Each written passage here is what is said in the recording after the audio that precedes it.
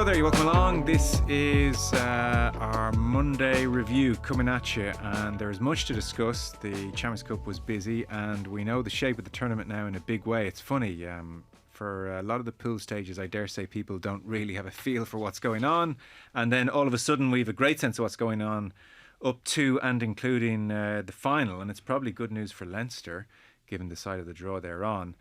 So at the weekend, Northampton beat Munster 34 points to 32, Leinster 47, Bath 21, Ulster 52, Exeter 24 amongst the results. Very happy to say Cian Tracey of the Irish Independent here in studio. Cian, thanks for coming in. Hello, Joe. Eddie O'Sullivan, former Irish coach, is back on the show. Eddie, great to have you on again. Thanks for your time. Thanks, Joe. No problem. And as ever, our coverage here on Indo Sport is with thanks to Energia, our rugby coverage. Energia sponsors rugby in Ireland at all levels, grassroots with the Energia AIL. Official energy partner to Leinster, Connacht and the Irish men's and women's teams. And there is, of course, the Energia Rugby for All initiative as well, which supports inclusion, welcoming everyone of all abilities to participate at the game. And to learn more about Energia Rugby partnerships and their exclusive home energy offer, then energia.ie rugby is the place to go. Energia.ie/rugby. So I mentioned the results. What it means, won't go through all of the fixtures, but certainly in the round of 16, Ulster will be away to top seeds Bordeaux. Winning the one game got Ulster through. Leinster will have Harlequins at Croke Park, and Munster La Rochelle. I guess Ron Nagar's probably waiting for this day, and now La Rochelle will host Munster. And then quarterfinals, I guess from a Leinster point of view, they are on the best side of the draw in that Bordeaux, if they beat Ulster, and La Rochelle, if they beat Munster, will play each other. Toulouse are on that same side of the draw, so winners of Bordeaux and La Rochelle, to get ahead of myself, would play Toulouse maybe in a semi-final. Leinster, if they win their round of 16, would have Glasgow or Leicester. And then in a semi-final, Northampton probably loom large as maybe the likely semi-final opponents. So I think short version, Eddie, the rich get richer here. Leinster, second top seed. Bordeaux thinking this is what we get for finishing top seeds. Yeah, it's. I think the tournament is so flawed at the moment. You know, it's you can get punished for doing really well. Like you can get like it's a bit like the World Cup draw. You know, and they don't seem to kind of put any thought into this. I mean, if you think about the whole structure of the tournament, 4 pools of 6. You play 4 games. You don't play one team in the pool. Then there's a top 16. Top 16, there's 2/3 of the teams, and like it's just so unwieldy and messy. And you know, teams with one win can get into the playoffs. You know, so I just think it doesn't help the tournament. No, not taken from some of the games we've seen. Some of the games have been outstanding, you know, to watch. But in terms of trying to plot your way through the tournament, you get heavily punished for doing actually well. No, I'm sure Leinster aren't complaining this morning. They're on the right side of the draw. But again, you'd wonder if you're on the other side of that draw, you're not. You're waking up this morning going, "Geez, what do we do wrong here?" Yeah. So I just think the whole thing is a bit of a mess to show. I believe they're going to restructure it, but not before time, to be honest with you. No, not before time. And the more you dig down into it, Cian, there are further examples of unfairness. For instance, so the top 2 seeds get home advantage all the way. So Leinster will have home advantage all the way. Bordeaux will have home advantage all the way, albeit they're on the tough side of the draw, even though they finished ahead of Leinster. Even Will, our colleague, made the point outside.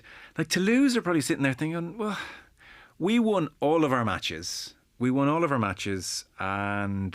we finished behind Bordeaux because we didn't get a bonus point away in South Africa. But we never actually got a chance to play Bordeaux. We never got the chance to fight it out with Bordeaux in these group stages to finish ahead of them, which was such a great part of other group stages formats in this competition in years gone by. So, we won't quibble with it. We'll move on, and the knockout stages generally deliver. But how we've reached 16 teams from 24 is very questionable. Yeah, and even you look at what Munster's potential run to becoming European champions again, Joe, they'd have to beat La Rochelle, if results went as expected. They'd have to beat La Rochelle, Bordeaux, Toulouse and Leinster. I mean, that would be the most incredible, I think, run if it was to happen. Is probably unlikely as it is. But look, I suppose in terms of Munster, I know we're going to get into talk about the specifics, but the damage was done for them, I think, in Cass before Christmas. But Leinster, like, it's worth sort of touching on the broad point that you made, Joe. They will have home advantage all the way, but like, this is the third season in a row that's going to be the case, and it hasn't been enough for them to get the job done. They've been in the last 3 consecutive Champions Cup finals, and I feel like we say this every year, but it feels like kind of not now or never, because the age profile of the squad, the quality of it, but it's just lined up perfectly once again for Leinster. I think they'll put a big score on Harlequins in that round of 16 game. Look, Glasgow, like, they're going to be without Cian Tuipulotu, who's been ruled out of Six Nations, a massive blow for Scotland as well once that game comes around. And I know they are the URC champions, they're massively improved, but at home you would back Leinster, and they beat Northampton in the semi-final last year in Croke Park as well. So this, to put it lightly, this is definitely the handier side of the draw, and there are no excuses for Leinster not getting into the final, which will be in Cardiff, and whoever comes through the other side of the draw undoubtedly will have come through some much tougher games. One other aspect of this tournament, fellas, to touch on before we get into the specifics of Munster's game and Leinster's game at the weekend. The South African contingent, we have gone from 24 teams down to 16. So we've only lost 8 teams. 3 of them are South African. Bulls, Sharks, Stormers all out. And especially, kind of facile weekend for the Sharks, beating 66 points to 12 by Bordeaux. I appreciate Toulouse put 80 points on Leicester. That one-sidedness is not just an aspect to the South African games. But I don't know if this is really working. Like, in the URC, they do seem to take it more seriously for whatever reason. But also, at least the URC schedule allows for a 2-week stint in the Northern Hemisphere, or Northern Hemisphere teams go down for a 2-week stint. This business of coming up from the Southern Hemisphere for a week and maybe a 6-day turnaround or 7-day turnaround for another huge match is making it very, very difficult for the South African teams. Their seasons are endless. They don't really get a break. I think fatigue has become a factor. I didn't want to just castigate them, so I want to see what the local press were saying. And Craig Ray, who Irish listeners will have heard at times in Irish media, he was writing a piece in the Daily Maverick, and he was kind of saying this isn't really working either, that South African sides need to take it more seriously. He said this is now their 3rd Champions Cup season. South African teams continue to fail miserably. They're adding little value to the competition. 6 out of 6 away losses this season. 6 out of 6 away losses, Bulls, Sharks and Stormers. An average losing score of 47-14. And collectively, of their 12 group games, they've managed to win 3 of them. And he does cite the mitigation, the travel, the fatigue, the turnaround times in back-to-back matches. I don't know, Eddie. Not really working either. It's not working, no. And they're a lot better than they're shown up in Europe. They're a force. They have improved the URC, whether we like to admit it. They've come in and they've really upped the ante. I think they're a victim of circumstance. I mean, the obvious one is the geography of the tournament is brutal in terms of 6-day turnaround from one hemisphere to the other. It's insane, I mean, and no matter what you say, that takes its toll. Their season is pretty endless. They have the rugby championship in the summer, then they have the URC, they have Europe. They're juggling things on all sorts of fronts, and they have a lot of depth, but at the same time, it's just, you wonder, like, at some point they've got to rest players, they've got to take risks with selections. I mean, they sent, I think, a second string up for one of the, might have been the Sharks, had a second string up for Europe because they felt they couldn't manage it any other way. So the whole thing isn't working, us for sure. So I'm not sure there's a easy solution to this, because they're either in Europe or they're not in Europe. Now, the big step there is, if they're in Europe, should they be in the Six Nations? Which would be a catastrophic shift for the Southern Hemisphere, because they're trying to play their club rugby in the Northern Hemisphere and their international rugby in the Southern Hemisphere. They still have to host summer tours. They still have to come on autumn tours. So their calendar is an absolute disaster. And it's unsustainable, actually, to be truth. And maybe they're looking at it and going, you know what, if we're going to sacrifice something here between the Rugby Championship, the summer tour, the autumn tour, and the URC, we're going to sacrifice Europe. It's basically 4 games of the season. And, okay, we don't come through. That's not good for the tournament either. But it is a mess. And, it's questionable whether it's sustainable for them to be in Europe given the other things that are in their orbit as a nation in terms of how they're trying to prepare for other aspects of their rugby season.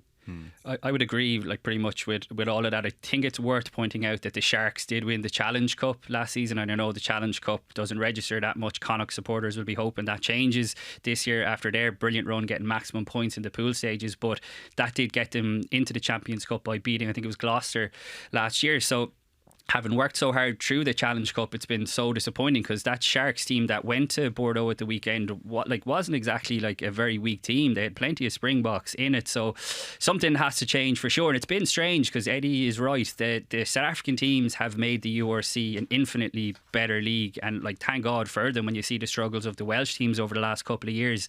But for whatever reason, they haven't bought into the Champions Cup, which is obviously, you know, still seen as the holy grail here in Ireland. So whether that's a cultural thing that's just going to have to change over the next couple of years, or I don't know whether they're not in it, but I don't see that happening either, because they're still in the background of all this. You're wondering, are the Springboks still angling to try and get into the Six Nations, which I know is a whole different conversation, but that would have been seen as the first stepping stone by getting into the URC, by getting into the Champions Cup, because I think they would like a slice of that pie as well. Well, we'll push on. I think that's coming. I think that's coming, Joe, and it's a bigger discussion. I give it Cian. I think there's more money in it. Money is going to lead the way, and if the Six Nations embraces South Africa, it'll be a massive lift to the tournament. At the same time, it will be catastrophic for the Southern Hemisphere. So there's a whole geopolitical problem with that. But you could do a whole podcast on it. Yes, and to extend it to one answer, if not quite a full podcast, you do think South Africa ultimately will end up in the Six Nations, do you, Eddie? Yeah, I do. I think they will. It's their ultimate goal, because the financials of it make it a lot more sense. Will that make it a better competition? It's fairly tasty in the spring to see South Africa slugging it out every week with what's up here, you know, at that level. Absolutely. And the catastrophic aspect is that Australia and New Zealand can't just play themselves in Argentina. They would have to go off and develop the Pacific Islands and Japan and South America and bring them into a tournament, which will be a very long road and not very appealing on any front. Yeah. Just one quick point on that. Like, Eddie is so right. Like, money is going to talk in all of this, and that will be the ultimate factor. But it's the supporters really who lose out, because as much as the South African teams have been brilliant for the URC, I think back to Munster winning the title a couple of years ago in Cape Town. It's very difficult for supporters to get to South Africa, and it's the vice versa. It works the same for South African supporters trying to get up to this part of the world, with the expenses that's involved in that. And that's part of what makes the Six Nations so good. The history, the tradition. It's obviously easier to get to Cardiff or Edinburgh than getting to Cape Town or Pretoria, and that's something that you would hate to lose as well, because, you know, every time you go to a Six Nations away game, if it's an Ireland game, there's always brilliant travelling support, and I'm not sure that would be the case, apart from the few people who have that kind of money that they can spend on making a holiday out of South Africa. So I'd hate to see that part of the Six Nations being lost if it was to happen. Yeah, fair. And there is another argument, sorry, Cian, before you jump off there, that, you know, the Six Nations is an international European competition. And again, it loses that European dimension when you have a Southern Hemisphere team in it. But anyway, we could do another hour on that. We'll press on.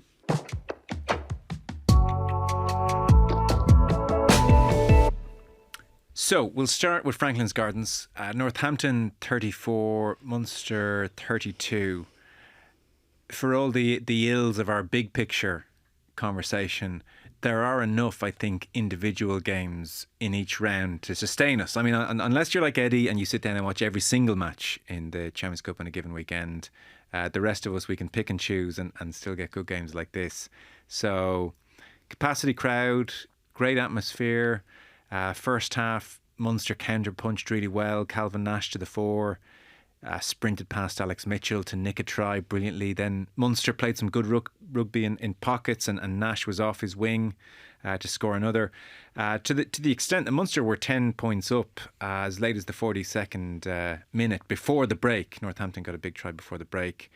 And then the game really turned just around the 50-minute mark. Northampton took the lead, and from that point on, Munster were in chase mode. But they did keep chasing, and they did hang in there, and they were 9 points back with maybe 10, 15 minutes to go, and then got to within 2.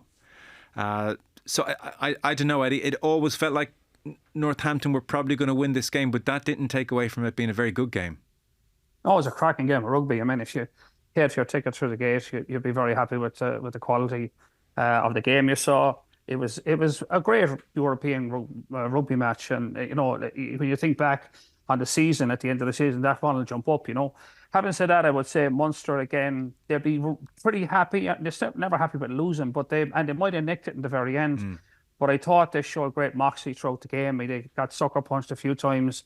They kept coming back for more. So like they're a team they know they have their problems, but they're just getting on with it at the moment. And there's a lot to admire in that. Now, the other side of that equation is that Northampton have their own problems. They're struggling in the Gallagher Premiership. They've only won 5 of their 10 matches. They're leaking over 20 points a game. So they were there to be taken in that respect. But I think the bigger picture is I thought we saw some great performances. Munster, typical Munster, roll up your sleeves and get on with it and go down. If you're going to go down swinging. And that's what happened. And I thought the takeaways, again, the bigger picture, I thought Crowley was back. He had all that kind of swagger and pomp about him. That line break near the end was outstanding. Once that line break went through, Northampton were in big trouble because a penalty there, Crowley steps up and nails it, and he was kicking really well. Like, they beat Northampton, and it would have been a phenomenal comeback. So overall, I'd say Munster are very happy this morning, and I think they'll feel that they're kind of back to a version of their old selves. Doesn't mean that everything is rosy in the garden, but I think they'll take that. They would have loved to win, but it would have probably been a bit of a smash and grab. But I think they'll take that performance as a benchmark for them for this year. And if they can build on that, they'll have a say in other parts of the season. Yeah.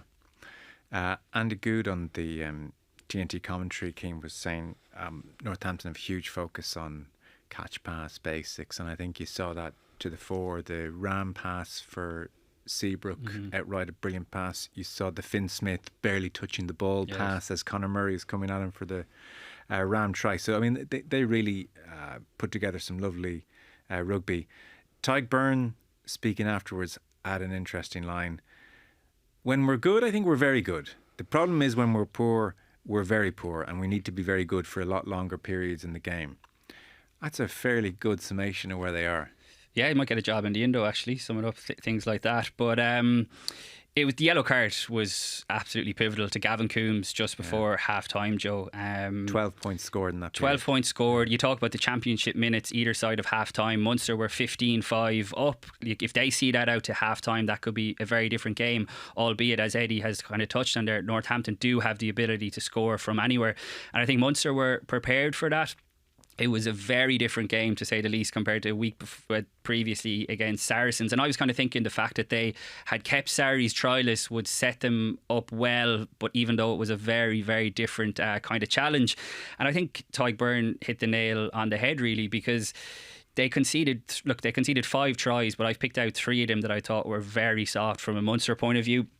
The third try comes from a chip into the backfield, and Diarmaid Kilgallen, who was making his competitive debut, and I thought he was excellent, took his tries very well, but he doesn't deal with a bouncing ball there. And you're right to mention it. You have to, as you said, Kilgallen took his try well.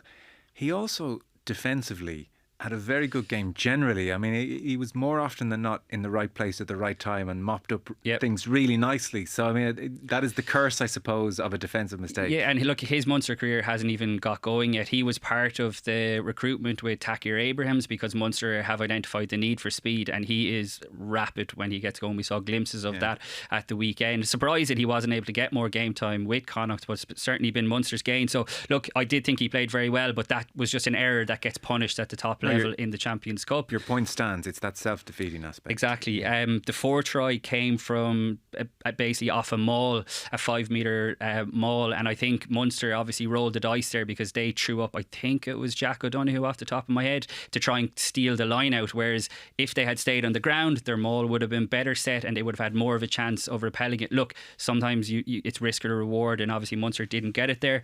And I thought that the 5th try was just a real killer from a Northampton point of view, it was a sensational strike move. Sam Vesti is their attack coach, and he is one of the sharpest minds in the game. Be very interested. I wonder, would he make a good Lions attack coach? I think he's been absolutely brilliant. The job he's done with Northampton, and his fingerprints were all over that try. But from a Munster perspective, look, scoring a try at first phase is just, and Eddie will know this as a coach himself, just a big no-no. But the way that they exploited Niall Scannell at the tail of the line out there was just excellent. But no one being able to lay a glove then was just so disappointing from a Munster point of view. So when you take those 3 tries together, Joe, when Munster reflect on it this morning, I presume it was, I think they'll feel like, as much as Northampton were the better team overall, that they got a couple of their tries way too soft. So for a defence that has been pretty good. So disappointing in that regard. No, that's fair. I guess, Eddie, you concede 5 tries, they're not all going to be good. No, that's true. And I suppose at the same time as well, for me, looking, you step back from it, Munster's 4 tries came from both wingers, which is very un-Munster-like. Usually Munsters get a lot of their tries through their forwards. They get into the kill zone and they just batter you to death. I just think they're starting to, despite all the other challenges, they're starting to put together a game plan that actually looks like you can pick teams apart. And the problem is, though, is there's 2 sides to the balance sheet, and you can't cough up 5 tries and hope to win the game. It's just that's not going to pay off on an average Saturday. But I think maybe again, if you're trying to be not to get too carried away, that 2 of their tries came from Northampton turnovers. So Northampton, the first 2 tries and the Calvin Nash's tries basically came from Northampton being in possession, turning over the football, and Munster cashing in. Nothing wrong with that. Fair play to Munster. But if you're the Northampton coach, you're tearing your hair out of that, because they're game changers as well. So look, it's one of those games that was a barn burner, in my view. It was from the start to finish. Both teams went at it. Both teams had their periods of ascendancy. Both teams made mistakes, and it was great entertainment. But I think overall, as I go back to my first point, Munster won't be too despondent about that, and they're still in the hunt. Yeah. So Crowley, you mentioned, Eddie. We should talk about, obviously, with the England game now 2 weeks away, and the general sense, I don't know, I wouldn't think it's universal, but the general suspicion that Prendergast is man in possession of that green 10 jersey. I think what's impressive about both these fellas, by the way, they look to be made of the right stuff mentally. Neither are crumbling here under scrutiny and under pressure and being talked about every week. And this was almost a signature Jack Crowley performance. Almost a little sprinkling on top was that when Munster were 2 points down at the death, it almost inevitably it was Crowley who made that great break up the field. And I think if they got a penalty at the end, Crowley would have nailed it. I would, but the Househounds nailed it. He was in that zone. The conversion beforehand was great. Yeah, that was a brilliant kick. I mean, the importance of that kick in the context of the game was that he knew stepping up to that, if he missed it, curtains, they're not going to. But that kick put him back in the hunt. And to me, that's where you see a guy, has the ice in his veins to nail that one, because he knows the consequence of it. But I thought overall he had a super game. It's probably his best performance that I can think of for Munster in a long time, because he has definitely been a victim of the Munster situation. To be fair to him, and then you have Prendergast, who's lighting it up, was kind of stole his jersey in his view in the autumn, but he's back with a vengeance. And this is what it kind of pissed me off when Leinster played Munster in Thorne Park, is that they didn't start him, and I was annoyed for lots of reasons. I wanted to see him. I was annoyed because I wanted to see him go toe to toe with Prendergast and see how it played out. All the supporters wanted to see it, and it was a chance for Crowley to lay down a marker. If he goes out that night in Limerick and he lights it up and has a bigger game, and he maybe plays a better game than Prendergast, he opens up the conversation for the Six Nations. But I think at this point, I think the conversation is still going to be, I think Prendergast is going to get the nod. I'd be shocked if he doesn't. And Crowley is certainly putting pressure on again, is all he can do. But I thought on Saturday he was back with a vengeance, and I'm delighted for him. I'm delighted for Munster. And it's not inconsequential that because he was playing so well, Munster played so well. Yeah, it's not a coincidence for sure. You're nodding away. Yeah, I wanted to touch on something actually Eddie said, if Munster had got a penalty at the end. When I was watching the game back, and I put a clip up on my Twitter, I think Munster had an argument that off the back of Jack Crowley's break, that there wasn't many arms. There was a swinging arm in the tackle that took him down, and I don't think there was a wrap there. And I think another referee could have given a penalty there and Munster win that game.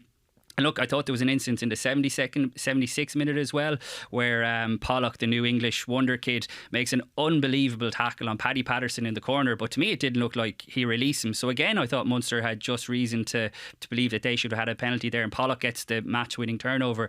But so they're just a couple of side points. But I thought overall, yeah, look, Jack Crowley was excellent. Since that game in November against Australia, when he came off the bench with Craig Casey and had such a big impact, and that to me, I agree with you, Joe, spoke volumes for the mental strength that he has. Because look, it's no doubt it's been a tough few months, and last Saturday was the first Munster game that I wasn't at live, so I feel like I have a good kind of perspective on watching Jack Crowley over the last kind of couple of months. He was very good against Stade Francais. It was a poor Stade Francais team back in December, if people remember that. They got a bonus point win. He had a tough night in Cast. I was over there at that. Munster were very poor, but Jack Crowley, I think, will be the first to admit himself that he had a poor day as well.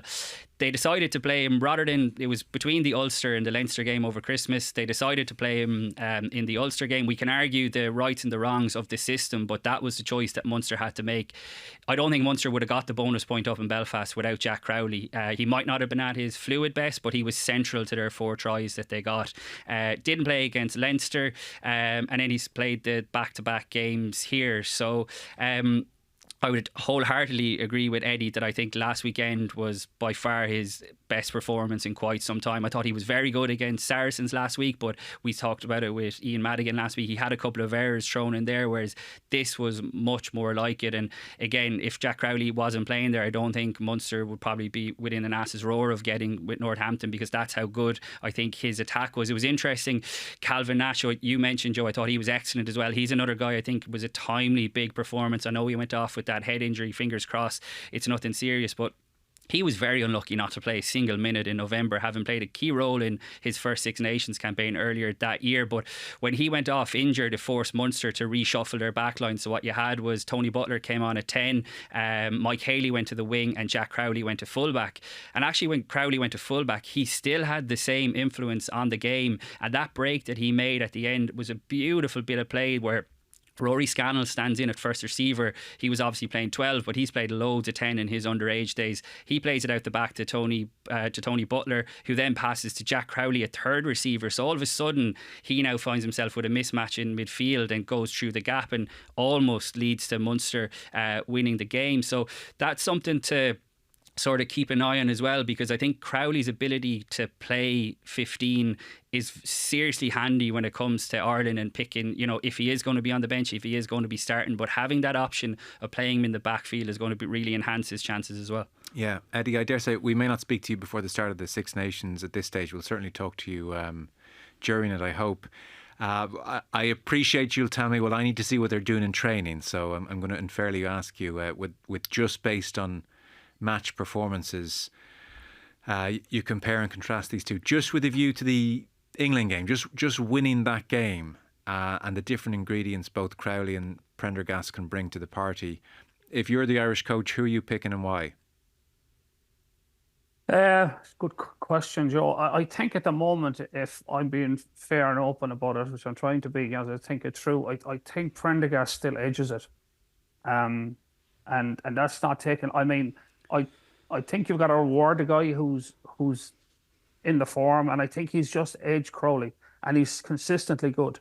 Like we talked there, and Cian is right, Crowley's had his ups and downs, and I'm delighted from what we saw last Saturday, he's actually turned the corner. And I think he has. I'm not saying him as a one-off. I think he'll double down on it, which is great. But I think Prendergast as well in attack, just that extra little dimension. We talked about this in a previous podcast there in November, where his control of the line that he's attacking with is extraordinary, in that he's able to freeze the defence at the crucial moment, takes an extra half second on the ball. Crowley doesn't have that, and that's, I'm not saying that about Crowley. I think that's an extraordinary talent that Prendergast has, and then he surrounds that with every aspect of his game. Again, I know it was against Bath, we might talk about it in a minute, Bath were dead and buried, but he made a searing break near the end, but it wasn't the break so much as had this delicious offload halfway to the ground. Which was just like ridiculous.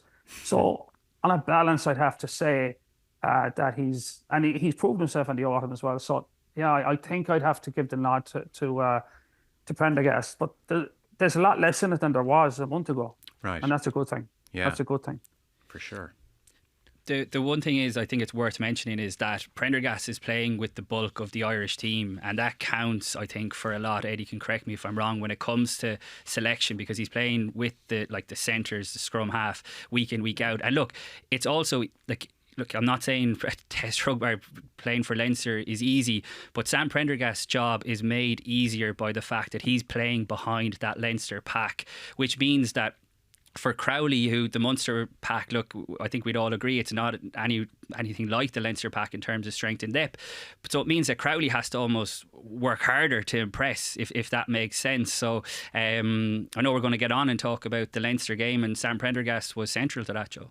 Well, he was. Sorry, I just said I'd agree with that. That's a great point. You know, he is getting a bit of an armchair ride in Leinster, and he is playing with the guys around him who will be in the Irish setup. So he has an edge there. And it's fair to recognise that. I agree. Yeah, it's a fair point. Very, very, very final thought on Munster then. Just a big picture point. So no home tie once again. That Castres defeat is probably the costly one, where really they were very poor that night and still only lost by 2 against not a great side in Castres, you know. And so if, and I appreciate it's an if, but you would make La Rochelle very firm favourites to beat Munster. I don't think that's unfair to say. That will mean no quarter-final for Munster for 3 years in a row. The last time Munster did not reach a quarter-final of European competition for 3 years in a row, you have to go back to the late 90s, and it will mean one quarter-final in 6 years for Munster. And Jerry Thornley had a piece just looking at, you know, the various woes of the province, everything from the extent to which Cork folk, it seems, are very disenfranchised within the organisation now, and maybe they should think about more games in Cork, to just Munster development of players, which has been talked about for a very, very long time, and they are trying to improve matters. But it's worth restating, just 5 players in the Irish camp, a 36-man squad for the Six Nations, 5 Munster players. And it's a similar story in the 20s, just 5 Munster players in that squad as well. And, you know, it's a kind of specific, vague point, but maybe it speaks of something.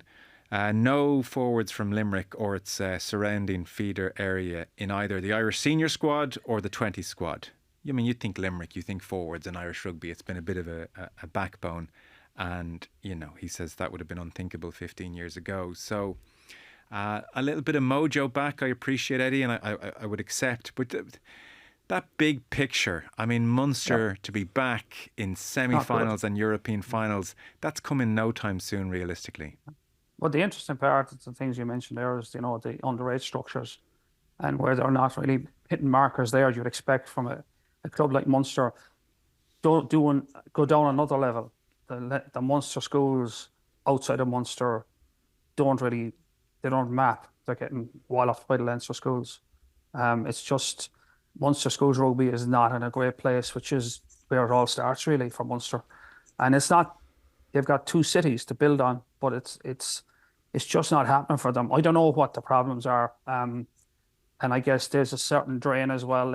Like it's a big challenge if guys are graduating from school and then they're heading to universities in Dublin or out of the country. You know, like there's a bit of a talent drain there as well. I'm just spitballing here. I don't know for sure. I just know that the deep dive on Munster is the picture's not good for the future.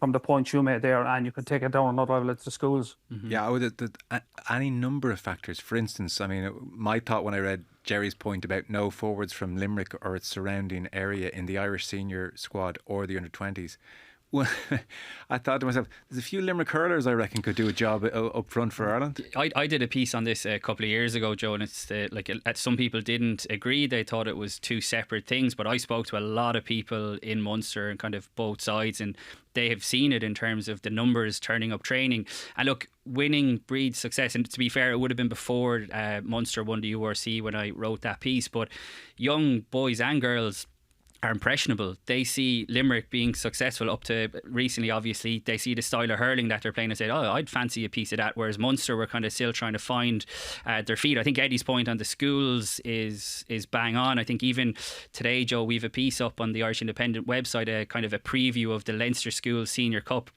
And you look through the coaching staffs of the Dublin schools in particular. I saw Blackrock College have a mental skills coach who is listed as an official member of the backroom team. So it's no wonder that Leinster are getting, ready-made pros out of school. It's just crazy when you see the level of detail that they're going into. And that simply, look, one or two schools in Cork might have something similar, but certainly in Limerick, that's not the case at all. And the other aspect, again, there's no dimension to it. Not maybe the most important one as the way that rugby runs on Ireland now, but the All-Ireland League, again, the Limerick clubs are struggling. Gary Ono Root at the bottom of Division 1, having just come up from Division 2. Shannon are struggling in Division 2, if I'm not mistaken. Young Munster's hanging in there for the last few years in Division 1. The only team in Munster, Cork Constitution, successfully competing in the All-Ireland League, but they're the one main club in a big city. So when you take Limerick, where they spread the talent between three clubs, they've struggled manfully to compete in the All-Ireland League, which again is not the biggest cog on the wheel, but it's another indication of where Munster rugby is not really functioning as well as it used to. It's a great point, and I know times have moved on, but the success of Munster in the past was built on the AIL. In my mind, there's no point in trying to copy the same system that Leinster have, because it's just not going to work in terms of finances, in terms of population. And Eddie is right, and Eddie, you'd only have to look at the number of, you mentioned there, the guys that are going to university in Dublin. There's so many Limerick-born players playing for Dublin clubs in the AIL, because that's where the jobs are. And to give Munster their credit and all this, I think Ian Costello, is doing a very good job, and I mentioned this last week, as interim head coach. A key part of his job since he's come in as head of rugby operations is trying to streamline everything from the top to the bottom. And I think they've made a concerted effort to try and spread the net far and wide in Munster. You look at the likes of Tom Ahern coming through in Waterford. You look at the amount of West Cork players, Gavin Coombs, Liam Coombs, John Hodnett, the Wycherleys. So they have recognised the issues that are there. But I think unfortunately, because they're coming from such a long way back, and also Leinster, and this is who we really, if we're being honest, we're comparing it to, they haven't stood still over the last couple of years. They're not standing still now. They're steaming ahead. So the gap is getting wider, even though I think Munster have recognised that and are trying to close it. But again, Coombs, he's not in the Ireland squad. Hearn, maybe unlucky not to make the squad, but not in it. They're good, but are they great? Is a legitimate question of those guys. So plus the facts when you go into those, to the rural areas, and you're trying to recruit in those areas, which you should. But again, the numbers there are low. Yeah. You're not dealing with high concentration of populations. Yeah. So I think they've got their work cut out. I mean, it's a pretty grim picture going forward, and you have to think it's a pretty steep hill to get back to the halcyon days of when I was coaching Ireland. The Irish pack was effectively six or eight forwards. Munster. It's amazing. And how it's changed. But look, it's been a slow decline, and it's waiting for the turn a corner. They've turned so many corners now, and it hasn't really moved the dial. It's tough because this is not good for Irish rugby. In the same way, we need Ulster strong and we need Connacht strong. Leinster are one of the top teams in the world, and we're comparing them with probably one of the best rugby clubs in the world. But it is where we are, and it's the long term view here could be tough for Irish rugby because it's so concentrated. The Irish rugby team is so concentrated on one province, which is actually concentrated on a handful of schools. It's a very narrow base to build a rugby empire from. I know. I better keep pumping them out. And just one final point. I can hear Munster supporters as we're recording this screaming, saying, "Well, we're the last province to have won a trophy. Where's Leinster's trophy in the last couple of years?" But we are talking about bigger picture stuff. But that success that they had a couple of years ago was amazing. Yeah, it was. But Leinster should have picked their strongest team in that semi-final, and they would have beaten Munster. If nobody wants to say the obvious. It's true. It's true. I mean, not going to patronise. I'm not going to sit here and patronise Munster fans. Yeah. They were not better than Leinster that year. Leinster just made a mess of the semi-final. Screw up by Leinster. Screw up by Leinster. Yeah. If they've Leinster picked Leinster had 14 players sitting in the stand that played in the Heineken Cup final the following week. Yeah. So that was a really bad misstep by Leo, and he's got a lot of things right, but that was a Was. bad cock up. Playing a local derby with your B team and expecting to be all right. Totally. I was at the game. I was working the game, and I Yeah. just sensed the more game went on, this is going to end badly for Leinster. And they got caught on the day, and that's it. Yeah. But I don't think that. Again, maybe the problem is Munster grab onto that as that was a turning point. It was an anomaly in the circumstances. And Yeah. fair credit for credit is due. They went down and won the final in South Africa, and I actually believe they'd do that, but it doesn't change, doesn't move the dial from Munster in the way they need to move it. No, that's paper never cracks if they're clinging to that. They'll enjoy that. But it's true. They know their rugby. Let's push on to Leinster.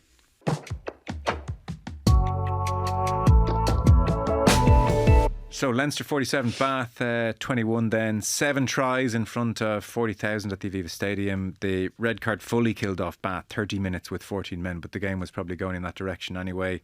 They did have a 2-0 start. Leinster defence, much talked about it, some interesting moments. Robbie Henshaw to the fore in the response. Bath with a 3rd try before the break. So they did lead 21-19, which you wouldn't suspect if you just glanced at the scoreline. And then Leinster did what they do, really. Orgy Snyman, Caelan Doris off the bench. The Leinster attack, a little bit maligned this year, started to flex its muscles, and they won very, very well in the end. So, it's pretty unfair in Leinster to start with the first half, but that's kind of the interesting thing. The defence, Eddie's been talked about as, especially off the back of away in La Rochelle. My God, this defence is hitting serious levels. But geez, Bath found a way around it, not once but twice early on. Well, this is the problem that Leinster face, and it's just a matter of time. And we saw a glimpse of it on Saturday, and a coach sits down and pushed together a game plan to crack a blitz defence. And we saw off the bat that, Bath got them early doors, got into those outside channels in space. And we all know that the blitz defence has worked exceptionally well for Leinster. It worked for South Africa in the World Cup, or 2 World Cups, because the other teams didn't figure out a way of breaking it down. But as soon as some attack coach figures out a way of breaking it down, then it's because the blitz defence is all or nothing. If you get broken, there's very little chance to recover. Actually, strangely enough, I was watching as well earlier in the season the Connacht Leinster game, and Connacht did a very good job that night of breaking Leinster down a few times.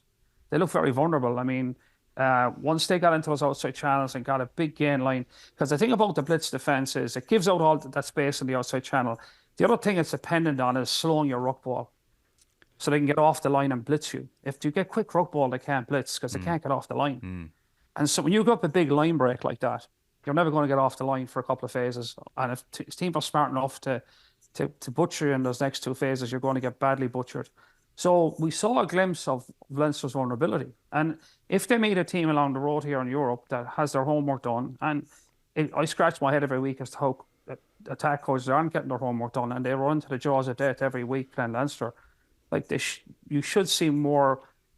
A lot of teams I don't see where they're trying to break down the blitz. They're just doing what they do every week and hope it works. But that blitz defence is hard to break, but it is breakable. And when it breaks badly. And we saw a glimpse of it. And this is a worry for Leinster. Is if it's a final or a semi-final, and the team that played them figures out a way, that's it. It's good night. Yeah. And to be fair to them, they came back and they weathered the storm. And once the yellow card and the red card came in, it was curtains. But again, I thought it was on another issue, and I don't want to go too far off the point we're on, is it was the abundance of riches Leinster have, push them on the best centres in the world out in the wing. I thought it was a bit, that's how much talent they have. And then, RJ Snyman comes on off the bench and scores 2 tries. I mean, lucky for Bath, Snyman didn't start. They'd been in trouble for the whole game, this is so much talent. Yeah. It's ridiculous. It's hard for Leinster to lose at the moment. They've so much talent. But I would say in a one-off again, and this has been Leinster's, problem over the last number of years, that when it comes to the one-off, they've got caught, and they can't afford that this year. The way Eddie's setting this up, I feel like we might replay this conversation when Leinster sailed through the easier side of the draw, come up against Toulouse in a final, and concede 4 tries, 3 of them they go around the blitz, and we'll be saying, God, or through it, or through the blitz. through it, so again, or through there's it, two or ways. through There's it. 2 ways to beat a blitz. You either go around it or go through it. And if you manage to do both in the same game, then the defense is in terrible trouble. Right. Because to condense, to stop you going through them, you go around them, and to spread out to stop you around them, you go through them. So, breaking a blitz defense is hard work, but if you get it right, the dividends are very high. Yeah. And I'm just holding my breath that Leinster won't get caught in that way. As I say, and you're right, they'll cruise through probably the playoffs, but they're going to meet. At some point. Some team's going to put it up to them in that department. It's hard to disagree purely because we've seen this movie before. Not quite this movie before, though. The last couple of years they've had fairly handy kind of runs to No, finals. but I just mean the cruising over the last couple of years was done courtesy of their attack. Yeah, they're trying to cruise in a slightly different way. Yeah, and I asked Leo Cullen about this after the match on Saturday, that, in a way, was he actually glad that Bath exposed a few frailties, because it's grand to expose the frailties when you still come away having won 47-21.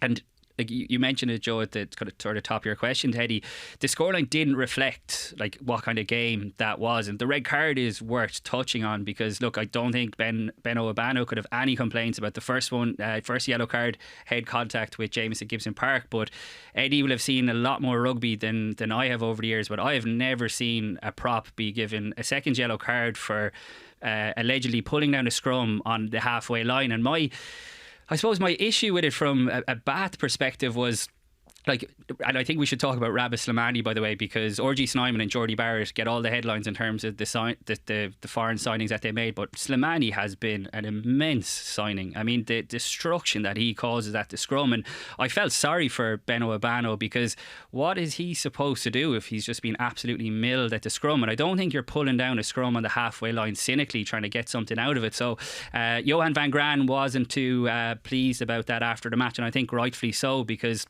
as you said, Joe, Leinster ran riot in the last 20 minutes, but 4 of their 7 tries came during the sin bin period and the red card period. So that's something to bear in mind as well when we applaud the attack, which was, look, there's no doubt that it was a massive step in the right direction. But Van Graan knows Jacques Nienarber's blitz defence inside out, because that thought did occur. The pair of them would have worked together back in South Africa. They worked together with the Springboks, and also one name who we haven't mentioned, Finn Russell. I mean, he is probably your ideal 10, I think, to pick apart the blitz defence, and he was absolutely central to 3 of Bath's first half tries that they scored. I thought it was an immense performance. Look, I think there's sort of a perception around Finn Russell that he just goes along willy-nilly, does whatever he wants, but Bath have a lot of structure to the way that they play, and I thought Finn Russell was so effective. So when all is said and done, I think Leinster will actually be really glad that they were exposed in the way that they were, because their attack was better, their defence wasn't quite as good, but that's exactly what they want, because if they are just hosing teams every weekend, then we are going to come to the same old problem when they face a Toulouse or a Bordeaux in the latter stages. So if you take the scoreline away from it, I think there was actually loads to take from a Leinster perspective. Eddie, Donald Lennon was sort of making the point on TV, like Slimani, small and squat and trying to get under him, like best to look, it's a nightmare. Would you, if you were Van Graan, have been disgusted with that second yellow? Yeah, I would have. I thought it was a dreadfully harsh call. I mean, there's a bigger picture here, is that World Rugby are classically capable of putting in law changes and stuff without playing through the unintended consequences of them. So, technically, the first was a yellow card, and I thought Obana was unlucky. I mean, the change of direction was the cause of it, but the law is structured so that if you're the tackler, you have no rights. So he got the yellow, and I thought it was fair. I think they managed that really well. It was not a red, it was a yellow because of the mitigation. But now he's on a yellow. And the thing to me is the law is bad there, that if Obana is in that situation and the ref is saying, look, I'm going to have to give you a yellow soon, right? And I know if I give you a yellow, it's going to be a red. The referee should have said to the captain and said, look, this guy here is in huge trouble at the scrum. I'm going to have to yellow card him. That's the law. And if I yellow card him, it's going to be red. So you have an opportunity here to make a substitution before I pull this out. That would have been really good refereeing in my view. Okay. And then the captain could have said, that's not encroaching into almost coaching the opposition. That's just fair warning. we do give warnings all the time. Referees give warning. Another penalty here is a yellow card, or another offside and it's a yellow card. So there's not outside the rules of the game for the referee to warn a player. And I've seen it during games. The referee would say to the guy, if you go down here again, it's going to be a yellow card, or. So I think given the guy was on a yellow already and the consequence of another yellow, but it was classic. Like the law could be changed that. There's two types of infringements really in rugby. There's the technical infringement and there's the foul play infringement.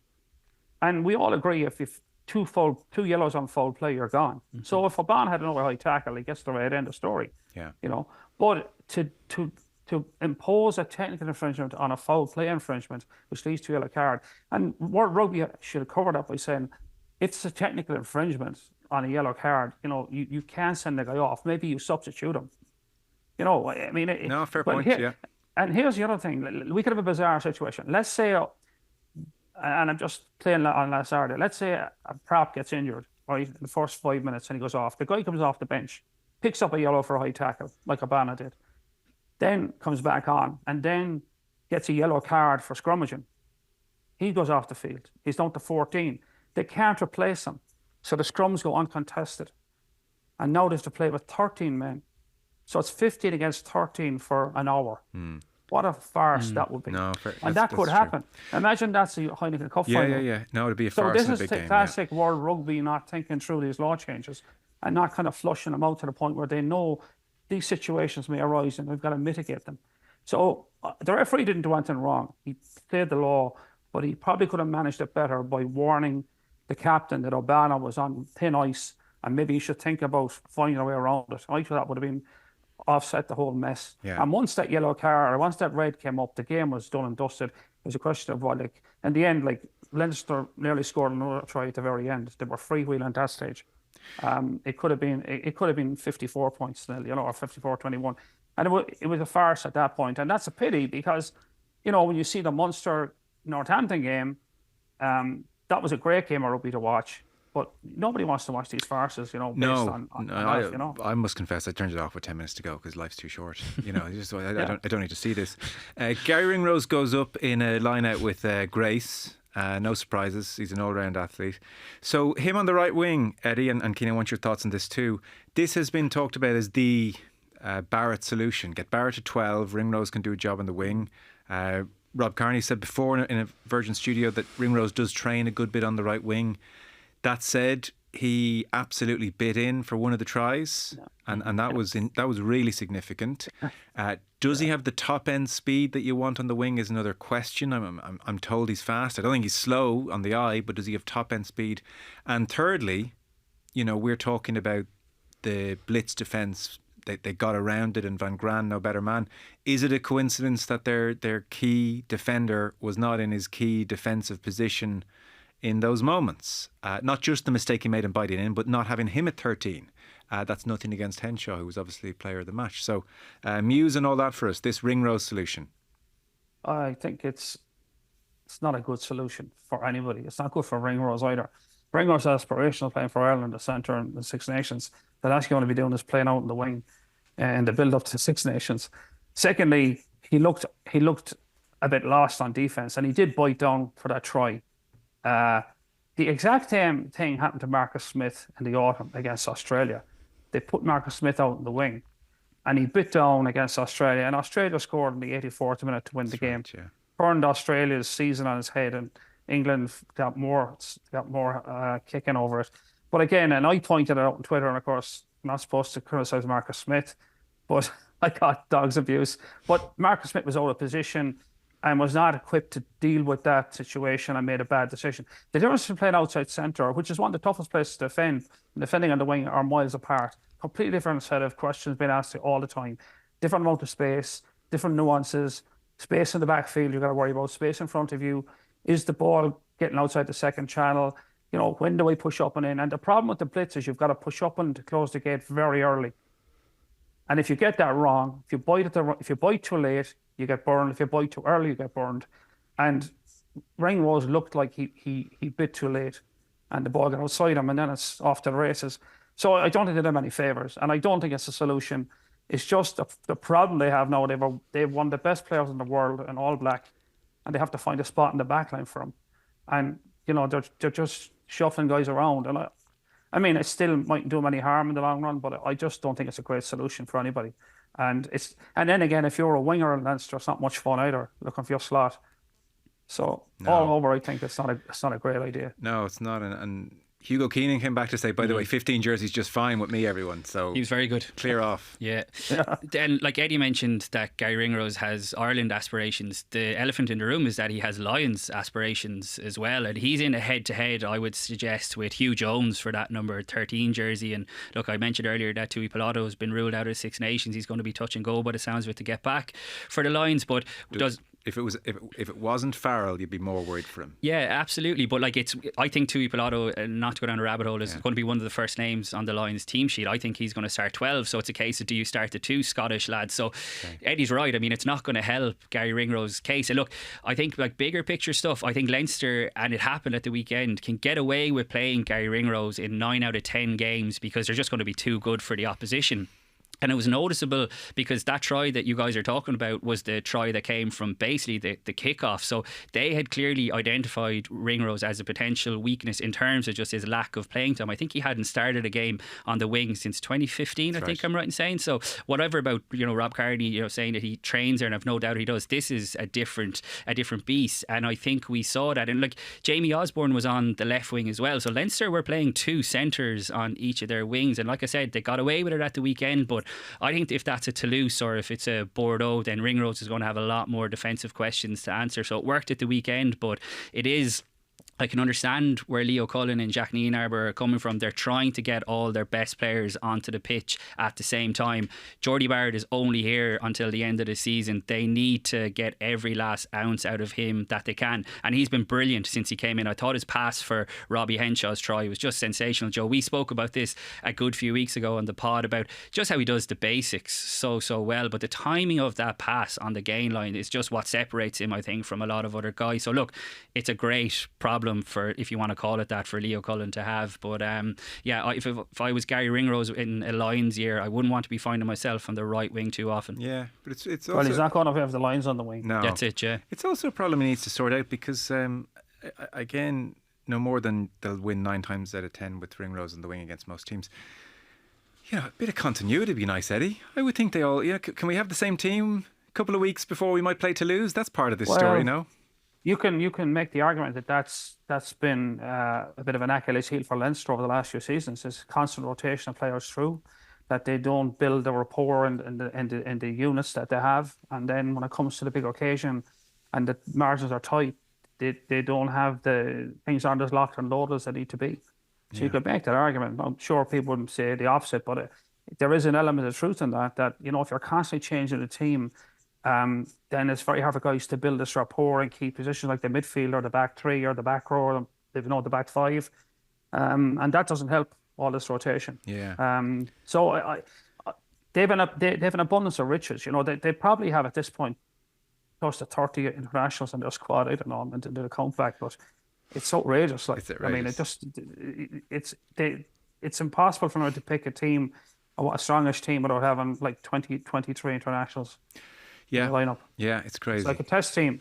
Well, and at the end of the day, if Ireland went to a Six Nations game with 15 Leinster players to start, they'd probably still win it. And two more to come back this weekend in Dan Cian and James Lowe. Are you just trying to get more abuse on Twitter? Well, if Munster fans weren't happy earlier on with our URC point, I guess Leinster fans may well think we just won 47-21. We've just come through.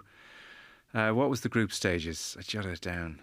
They had La Rochelle, they had Claremont, they had Bristol away, tough pool. Bath, and it's like just picking at them. But I guess that's their lot until they win the European Cup. Unfortunately, Joe, if we're picking at them, can you imagine what they're doing internally? I mean, 3 years without a trophy, like this is the standards that they've set for themselves. Do you know what's funny though? Sexton did say in the build-up to the La Rochelle final in Dublin, yes, he felt they cruised through that campaign. He felt they didn't actually nitpick enough themselves. They didn't sit down after hammering a team 47-21 and say, what do we need to be worried about here? It was just, well, we're winning, we're flying. And they looked so good that year.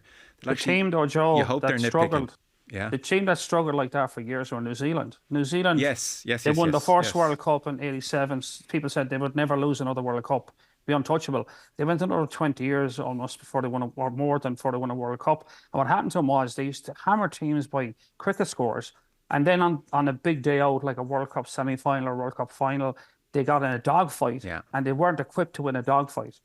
And that's the danger Leinster have. They're so much better than teams that they don't get into too many dogfights. And the last few years, you know, the Heineken Cup final, the European Cup final against La Rochelle was a dogfight. It slipped away in the last few minutes. You know, that's the problem you have when you're winning by comfortably so long, is you get into a game and it's a one-score game and it's 5 minutes on the clock and you're not used to being in that position. And, you know, you're not equipped to actually find a way out through it. Yeah. And that is a worry. But what can you do when you're that good? You can't. You've got to play the teams in front of you every week, and sometimes that means you win by 50. Yeah. What are you going to do about it? Well, what can you do? I guess they had La Rochelle last week, and that may.